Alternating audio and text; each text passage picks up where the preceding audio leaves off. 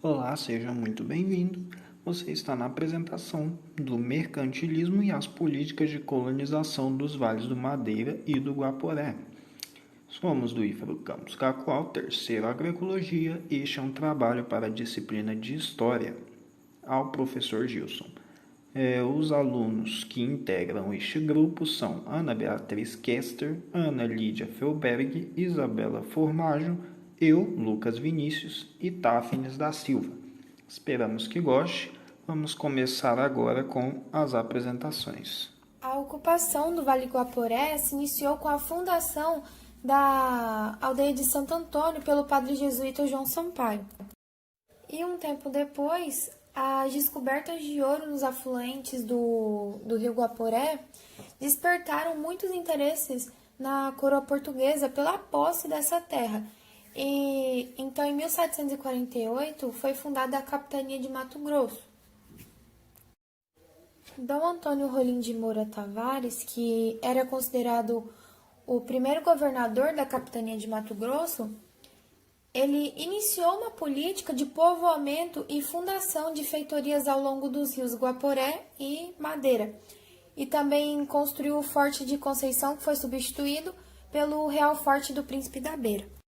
A partir de 1877, com o desenvolvimento da indústria de produtos que eram derivados de látex, o Vale do Madeira e também seus afluentes estavam sendo ocupados pelos seringueiros, que na sua maioria eram pessoas que estavam fugindo da seca que estava acontecendo no Nordeste brasileiro. Em 1887 ocorreu a construção da ferrovia Madeira-Mamoré, e ao longo da ferrovia surgiram diversos núcleos de povoamento e também dois municípios, que foi Porto Velho e Guajará-Mirim. E por que ocorreu esses núcleos de povoamento? Porque para a construção da ferrovia precisava de trabalhadores, de operários. Então, muitos vieram de diversas nacionalidades. Estima-se que foram mais ou menos 20 mil operários.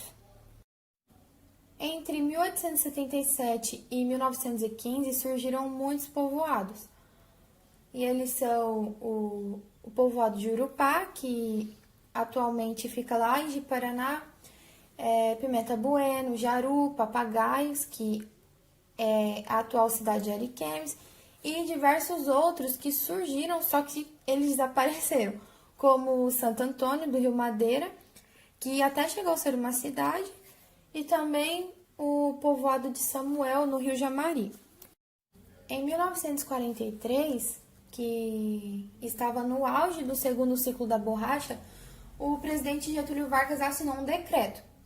E esse decreto era para criar o território federal do Guaporé, onde suas áreas eram desmembradas dos estados do Mato Grosso e do Amazonas. Em 1956, o território passou a ser chamado de Território Federal de Rondônia, que é como nós conhecemos agora. No comecinho de 1960, foi aberta a BR, a BR-364. E a partir de 1970, o INCRA deu início à implantação de projetos integrados de colonização. E esses projetos do INCRA geraram um intenso fluxo migratório de colonos, principalmente aqueles que vinham lá da região sul e da região sudeste do Brasil. O fruto do processo de colonização foi o desenvolvimento das vilas e povoados remanescentes do período lá dos seringueiros e também o surgimento de todas as cidades do nosso estado. Menos Porto Velho e Guajará-Mirim, porque, como eu disse, eles já estavam, já existiam. Agora eu vou falar um pouquinho da Vila Bela da Santíssima Trindade, na verdade da sua fundação. Ela foi a primeira capital do Mato Grosso e a sua história se iniciou por volta de 1748. Naquela época, como eu disse lá na colonização do Vale Guaporé, a descoberta de riquezas minerais na região do Rio Guaporé fez com que Portugal se apressasse em povoar, porque eles estavam com medo que os espanhóis fizessem o mesmo, então eles queriam povoar o mais rápido possível. E então foi criada a capitania do Mato Grosso e sua capital instalada em 19 de março de 1748 com o nome de Vila Bela da Santíssima Trindade. A mineração. A mineração ela começou na primeira metade do século XX por Fernando e Arthur Pais de Barros, que eram sertanejos vindo da região de Sorocaba. E eles colocaram o nome dessa região como região Santana e São Francisco Xavier. E quando essa descoberta foi feita, a área de Cuiabá estava em decadência na produção lavra, e esse foi um incentivo para que eles adentrassem o interior do Mato Grosso afora, onde foram parar nos rios Jauru, ele nasce em Parecis e estendia até Cárceres, e o rio Guaporé, onde ficavam os índios Parecis. E aí começou a mineração no Vale do Guaporé. Essas descobertas eram fiscalizadas e vigiadas pelo governo da Capitania de São Paulo, que eles vinham com o objetivo de eliminar com o que eles chamavam de guerra justa os índios paiaguás, e com muitas expedições tiveram um saldo de morte e terror e pânico em muitas populações indígenas adjacentes. Então eles dizimaram muitos outros indígenas até os parecis. Só que esses parecis eles eram usados como mão de obra cativa na extração mineral.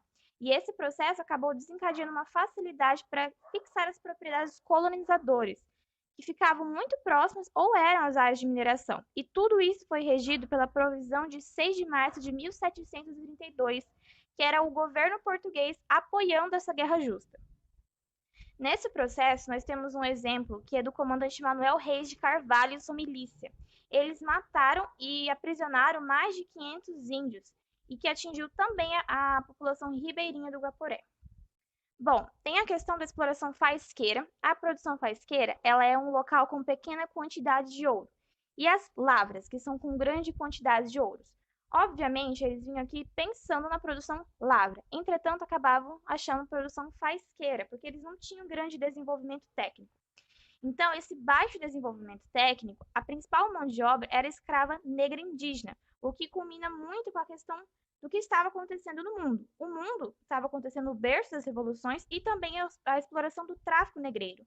Então, isso também foi uma questão, um fator muito importante no objetivo das faisqueiras e a necessidade de mão de obra.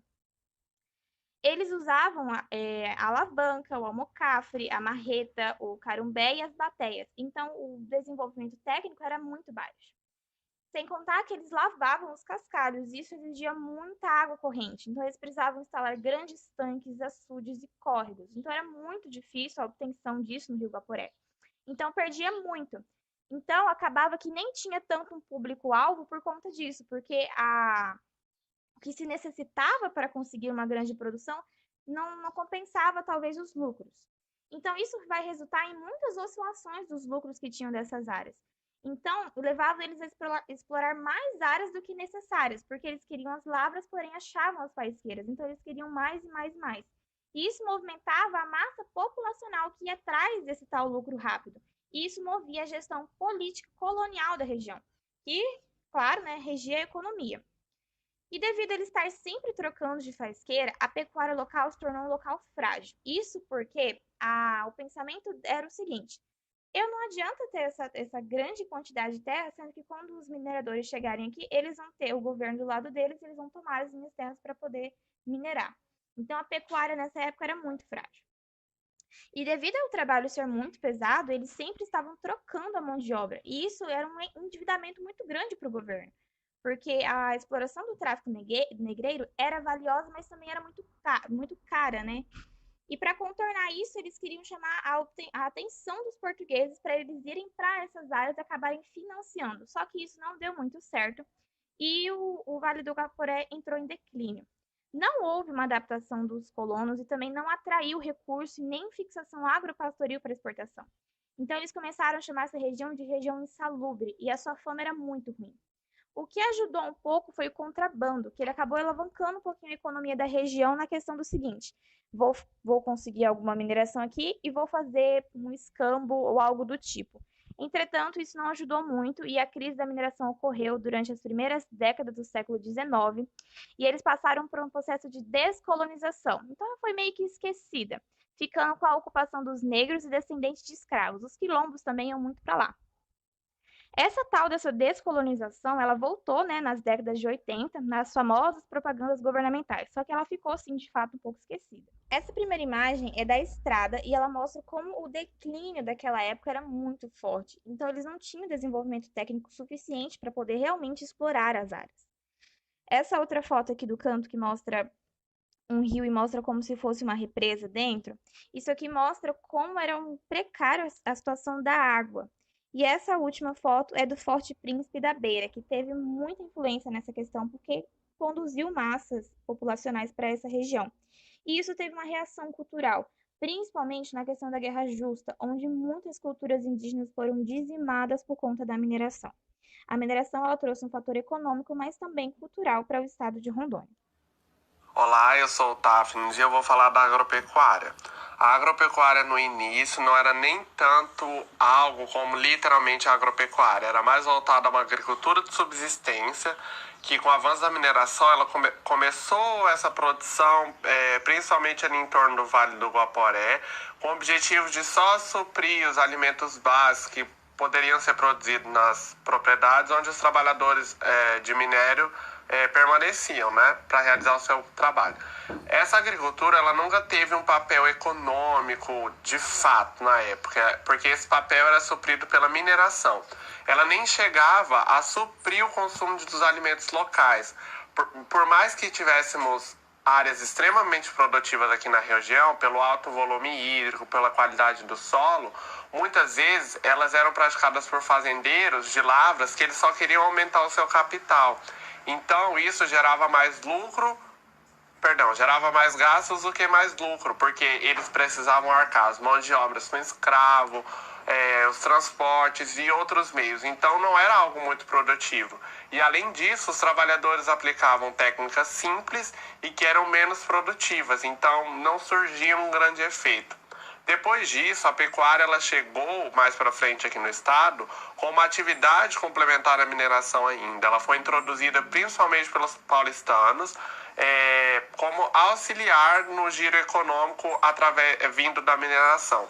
A partir da metade do século XVIII foi que a pecuária ganhou um impulso pela necessidade das regiões mais isoladas, para abastecer as regiões mais isoladas com uma distribuição mais regulada e igual. Também se intensificou com a mão de obra negra e indígena e foi aí que abriu o processo para o estado, a ocupação do estado de Rondônia. Olá, meu nome é Isabela, vou estar falando do comércio das rotas fluviais. O comércio era a principal fonte de abastecimento do Vale do Guaporé durante esse período, e as principais rotas fluviais utilizadas eram a do Amazonas, Madeira-Maporé e do Guaporé. As monções e as rotas sertanistas eram as responsáveis por transportar os produtos para o vale, mas o nosso foco aqui são as monções, que são as rotas fluviais. E que produtos eram esses? Eram escravos, tecidos, utensílios, ferramentas variadas, armamento, objetos religiosos e até alguns alimentos beneficiados, como açúcar, sal, vinhos, entre outros. Só que não era mil maravilhas, né? Existiam aí alguns fatores que intervinham diretamente com esse comércio, que eram a produção aurífera e as fronteiras entre os territórios, demandando um ótimo planejamento das rotas fluviais para garantir o abastecimento necessário e para não interferir na produção aurífera. E aí, após a descoberta do Vale do Guaporé, as rotas utilizadas eram as que se ligavam a Cuiabá, São Paulo e Rio de Janeiro. E nesse início, muitos problemas foram enfrentados pela instabilidade do abastecimento, justamente pelo fato de Cuiabá estar sendo sobrecarregada por estar sustentando a maior parte desse abastecimento. E aí, juntamente com a euforia da chegada de uma monção, as pessoas que viviam no Vale do Guaporé sabiam que estavam vivendo períodos difíceis com a ocorrência de epidemias, ataques indígenas e a crise na produção aurífera, que, como eu disse, é um fator que influencia diretamente nas monções, nas rotas fluviais. E aí, com toda essa situação, o governador Rolim de Moura decide pleitear as rotas que envolvem o Guaporé, incluindo Belém do Pará. E aí, além de liberar né, um pouco do abastecimento que era sustentado apenas por Cuiabá, ou maior parte por Cuiabá, encontrar meios mais seguros para o escoamento do ouro e evitar, assim, o seu contrabando. Entretanto, obviamente, todo o processo foi extremamente complexo e precisou de muitas investidas dos representantes de Belém do Pará. E aí, no fim, as relações comerciais de Belém do Pará e Vila Bela deveriam estar vinculadas apenas pela Rota do Madeira. Com isso, a Rota do Madeira levantou queixas por parte da alfândega do Rio de Janeiro, que acreditava que perderia muitos direitos dos produtos que passavam por ali. Só que aí a capitania do Mato Grosso ela conseguiu criar relações comerciais com Belém do Pará e fazer com que o governo estabelecesse presença permanente, gerando lucros aí para todos os lados. Olá, meu nome é Lucas Vinícius e agora eu vou dar continuidade falando a respeito da Companhia de Comércio do Grão-Pará e Maranhão. Primeiramente, aquele momento era muito difícil ocorrer essas navegações, afinal eram muitos riscos enfrentados, a citar a distância percorrida por esses navios, a geografia do local, tinham mais de 20 cachoeiras no Rio Madeira, então eles tinham que enfrentar tudo isso, ataques indígenas de grupos daquele lugar ali que lutavam, né, contra a invasão das terras pelos navegadores. Então tinham esses ataques indígenas, tinha a fome dos marinheiros e essas eram apenas as dificuldades que eles enfrentavam no mar, mas em terra eles ainda tinham outros problemas como cobras, pragas, insetos, animais peçonhentos, etc, etc, etc, porque eles estavam no meio da floresta. Então era necessário que os navios ali fossem preparados para esse tipo de situação e que a tripulação também fosse, afinal era necessário muito trabalho. O trecho encachoeirado, por exemplo, requeria o trabalho de 100 a 120 homens para se irrigar as embarcações ou mesmo arrastá-las por terra. E ainda isso prejudicava ali o casco do navio, então era necessário alguns reparos e isso levava muito tempo. Então, vários aspectos ali, e aqui traz o nome, né, desse navio utilizado, que era os Igarités, que tinham capacidade de carga de 15.000 a 30.000 quilos, né, quilogramas. Então, essa série de fatores negativos interferiam muito na eficiência desse tipo de comércio, que era o comércio pelos navios. E sem contar que esse comércio também dependia diretamente da produção de ouro, né, naquela circunstância. E uma coisa levando a outra, esse sistema foi entrando em decadência, né, com o passar do tempo, até que no século XIX ele entrou em decadência total, porque eles estavam enfrentando uma crise econômica. Os navios, cada vez mais, eles tinham dificuldades, né, de ultrapassar todas essas rotas, então eles não chegavam com os produtos necessários. A ocorrência de fomes na capitania, principalmente do Mato Grosso, era muito grande. Então, esses vários fatores foi causando um endividamento, né, por parte do Mato Grosso, por parte desses proprietários, dessas capitanias. Então, até que levou ao colapso total, tanto da população quanto dessas rotas, né, de comércio.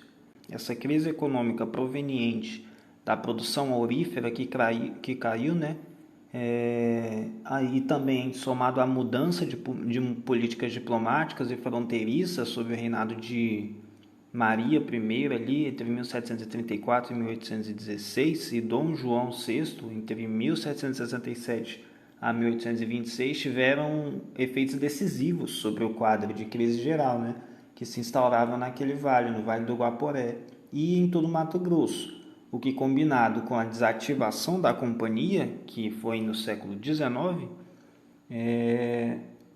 acabou que inviabilizou a manutenção da rota comercial do Amazonas Madeira Guaporé, levando à sua extinção.